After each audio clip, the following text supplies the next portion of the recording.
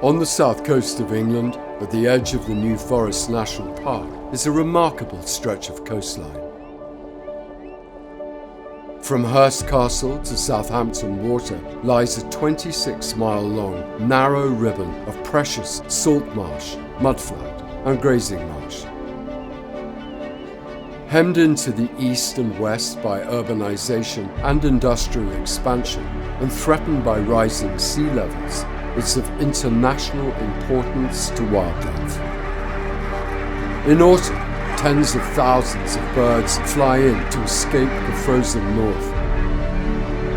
Around 25,000 Brent geese, 10% of the global population, arrive from northern Russia to overwinter across the Solent. Many waders and ducks also arrive, flocks of dunlin from northwest Europe and black-tailed godwits from Iceland. Ducks, including the shoveler, pintail, teal and widgeon, join the throng. As the tide retreats, the mudflats and foreshore are exposed, and with it the winter feast the birds have come for. Eelgrass, shellfish, worms and crustaceans are all on the menu.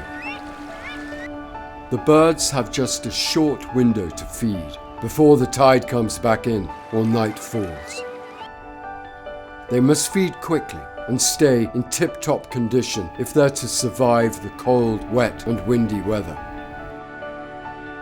We can all help the birds in winter by staying on the main tracks and keeping our dogs close. A dog on the foreshore can cause mass panic and cost them valuable energy and feeding time. When spring comes, new visitors arrive. Thousands of black-headed gulls start nesting. Common and sandwich terns fly in from Africa. And ring plovers and oystercatchers look for remote beaches to lay their eggs. Although at risk from unusually high tides, storms and larger gulls, the salt marsh islands just offshore are at least safe from hungry foxes.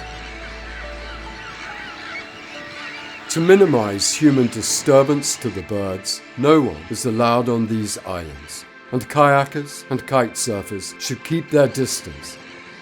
If adults are scared from their nests, the eggs can chill and the young may starve.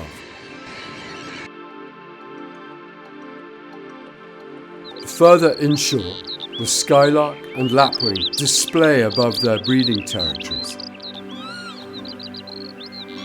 They also nest on the ground, but here they're much more exposed to foxes and crows. They must sit tight to protect their eggs.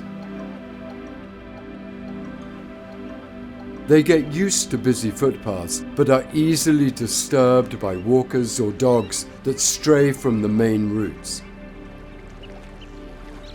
A wandering dog can force birds from their nest, leaving the eggs dangerously exposed to the weather and the ever-watchful predators.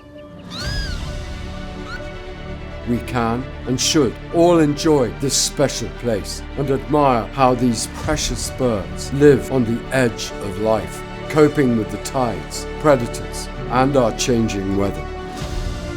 Whatever the time of year, we can help, whether they're feeding along the foreshore or nesting on the ground, by staying on the paths, and if necessary, keeping our dogs on the lead.